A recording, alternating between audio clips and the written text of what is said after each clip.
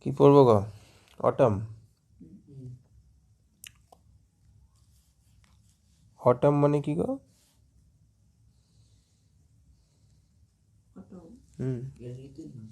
একটা ঋতুর নাম। Autumn is the name of A season, তাই তো?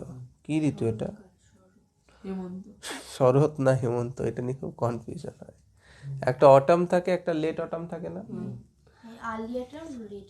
যাই হোক, তাহলে অটাম, লেট অটাম। তাহলে আগে কি আসে? গ্রীষ্ম, বর্ষা, শরৎ, হেমন্ত, শীত, বসন্ত। তাহলে শরৎ হচ্ছে অটাম, তাই তো? আর লেট অটাম কি? হেমন্ত।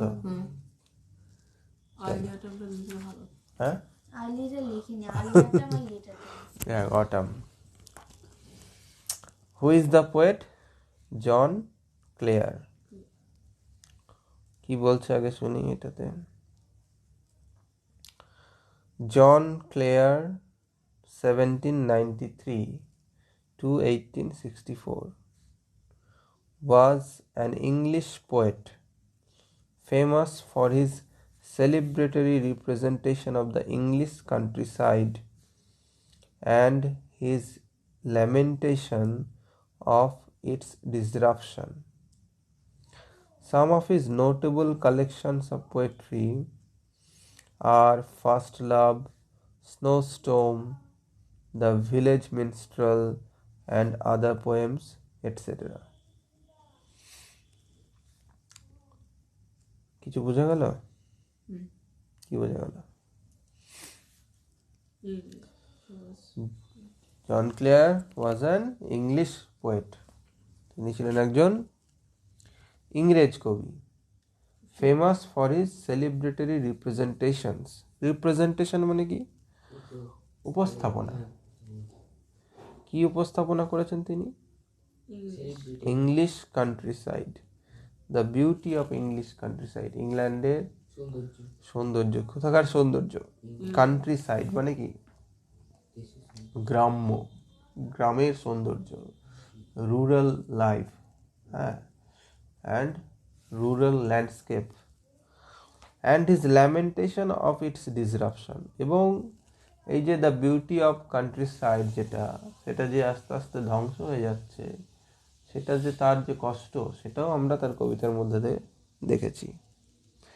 এরপরে some of his notable collections of poetry, তারপরে কিছু তার কবিতার বইয়ের নাম লেখা রয়েছে, যেমন first love, snowstorm, the village minstrel, and other poems, তাই তো?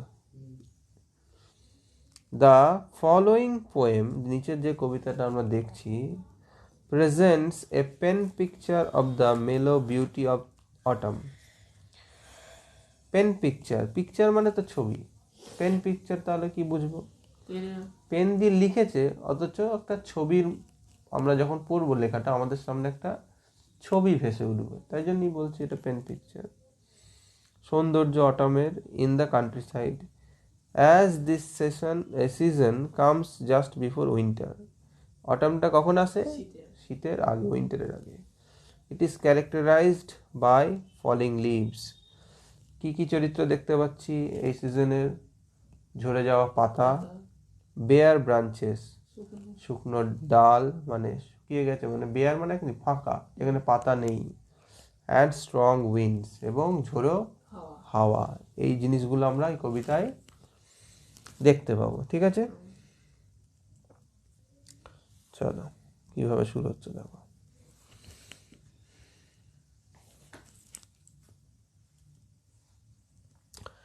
I love the fitful gust that shakes the casement all day. এটা বোঝা গেল সহজেই। আই লাভ মানে কি? আমি ভালোবাসি।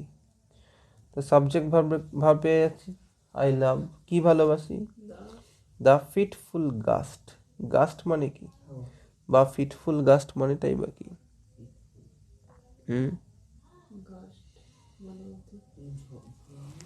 হ্যাঁ, ঝোড়ো হাওয়া তো বুঝলাম। ফিটফুল মানে হচ্ছে যেটা কন্টিনিউয়াস নয়, যেটা হঠাৎ করে করে চলে আসে আর কি। হ্যাঁ, যেটা হঠাৎ করে চলে আসে, একটা দমকা যাকে বলা হয়, দমকা হাওয়া। গাস্ট মানে কি? স্ট্রং উইন্ড যেটা বলে, সেটা হচ্ছে গাস্ট। তারপরে দেখো না একটা ক্লজ করা রয়েছে, দেখো I love the fitful gust that, যেটা কি না এই দ্যাটটা মানে কার কথা বলেছে, এই ফিটফুল গাস্টের কথাই বলছে। দ্যাট সেক্স, যেটা নাড়িয়ে দেয়, শেক মানে কি নাড়িয়ে দেওয়া, কি নাড়িয়ে দেয়, দ্য ক্যাসমেন্ট। ক্যাসমেন্ট মানে কি, ক্যাসমেন্ট হচ্ছে এক ধরনের বড় বড় জানলা, আগেকার দিনে বড় পুরোনো বাড়িতে বড় বড় জানলা ছিল না, সেই রকম টাইপের জানলা। কখন নাড়িয়ে দেয়, অল ডে, সারাদিন ধরে। বোঝা গেল এই লাইনটা। আর কি করে, and from the mossy elm tree takes the faded leaves away. তাহলে এইটার সাবজেক্টটা কোনটা, কোথায় রয়েছে, এই যে ভার্ব রয়েছে টেক্স মানে কি নিয়ে যায়, তাহলে কে নিয়ে যায়, এই যে দ্য ফিটফুল গাস্ট, তাই তো, এটা হচ্ছে সাবজেক্ট এখানে। তাহলে দ্য ফিটফুল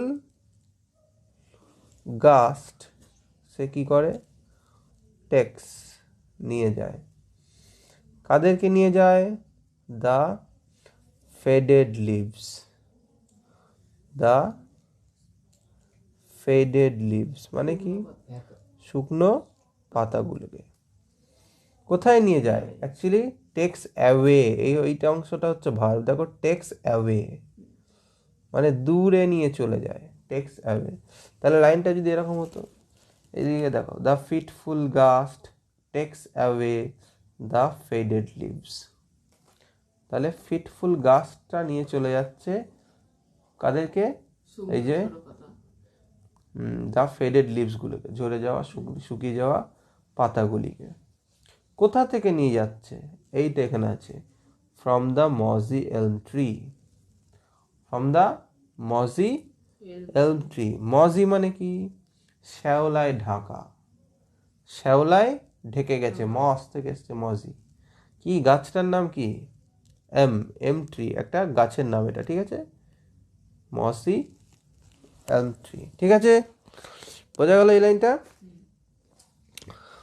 তারপরে বলছে কিভাবে নিয়ে যাচ্ছে,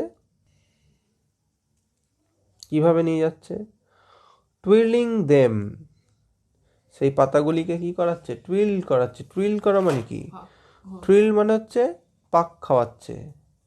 কোথা দিয়ে পাক খাওয়াচ্ছে, by the window pane, by মানে কি বিসাইড, পাশে, উইন্ডো পেন, উইন্ডো পেন মানে কি জানলার যে কাঁচ থাকে না সেটাকে বলছে পেন, তার মানে কি জানলার ধার দিয়ে চলে যাচ্ছে সেগুলো ঘুরতে ঘুরতে। কবি হয়তো জানলার ধারেই বসছিলেন, সেটা দেখতে পাচ্ছিলেন, তার জন্য এরকম বলেছে।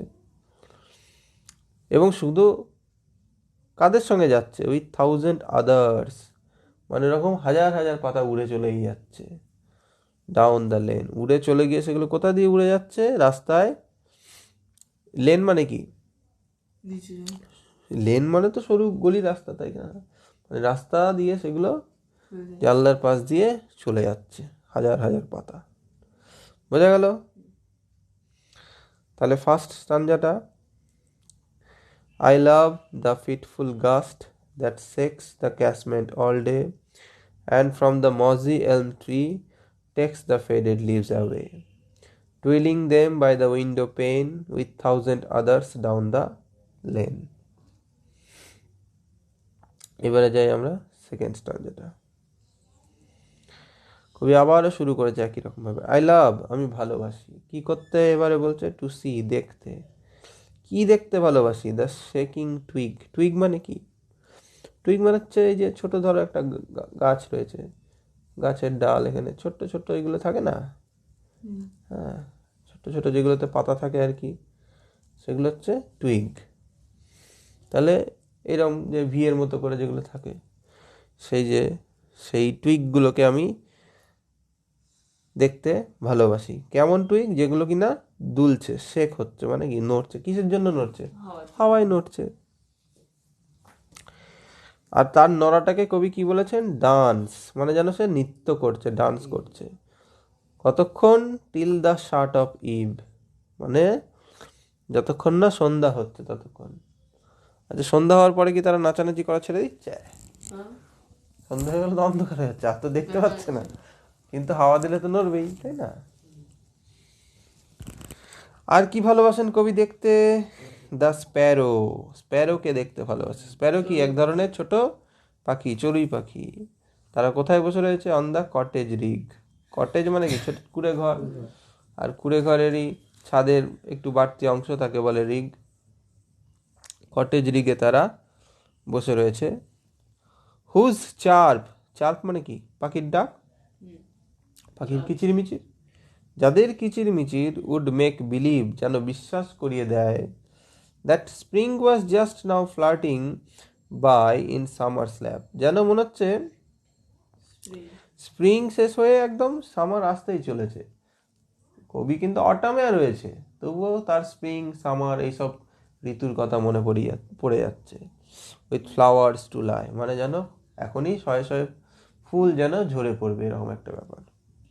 বা যেন যেমন ওই সময়গুলোতে স্প্রিংয়ের সময় যেন ফুলে ভরে ওঠে, ঠিক যেন সেরকম তার অনুভূতি হচ্ছে। মানে এক প্রকার বলতে পারি যে পাখির ডাকটা তাকে স্প্রিং বা সামারের কথা মনে করিয়ে দিচ্ছে। কবিতা আবার বলছে, আই লাভ, আমি ভালোবাসি, to see the cottage smoke, আমি ওই যে কটেজ থেকে উঠছে ধোঁয়াটা, চিমনি দিয়ে যে ধোঁয়াটা উঠছে। কার্ল আপওয়ার্ডস, কার্ল মানে কি? এই যে পাক খেতে খেতে ওপরে ওঠা, এই যে কার্ল হয়ে যাওয়া, পাক খেতে খেতে ওপরে ওঠা, ওপরের দিকে উঠছে। থ্রু দ্য নেকেড ট্রিজ, কিসের মধ্যে দিয়ে উঠছে? গাছ, কেমন গাছ? নেকেড মানে কি? গাছের তো ন্যাড়া হয়ে গেছে, ডালপালা শুকিয়ে মানে পাতাগুলো ঝরে গেছে, সেই সব গাছের পিছন দিয়ে যখন ধোঁয়াটা যাচ্ছে উঠছে, মনে হয় সেই গাছের মধ্যে দিয়েই ধোঁয়া উঠছে। দূর থেকে হয়তো কবি দেখছেন। এই সৌন্দর্যের কথা তিনি তার কবিতায় বর্ণনা করছেন এবং বলছেন।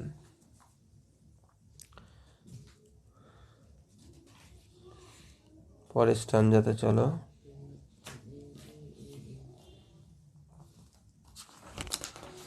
এরপরে কি বলছে? দ্য পিজনস, পিজন মানে কি? পায়রাগুলো কোথায় সব জড়ো করেছে? নেসেলড রাউন্ড দ্য কোট, কোথায় জড়ো হয়েছে? কোট মানে একরকম পাখির বাসা আর কি, নেস্ট। তারা তো বাসার চারিদিকে জড়ো হয়েছে।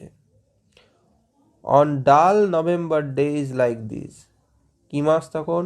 নভেম্বর মাস চলছে। মাছটাকে কেমন বলেছে? ডাল মানে রস কস হীন আর কি, একরকম শুকিয়ে যাচ্ছে, সব গা হাত পা ঝরে যাচ্ছে। লাইক দিস, এইরকম দিনে দ্য কক, কক মানে কি? মোরগ, সে কোথায়? আপন দ্য ডাঞ্জ হিল, সে ডাঞ্জ হিলের ওপরে। ডাঞ্জ হিলটা কি জিনিস? The dung of cows or some other animals gathered in a heap creating a small hill.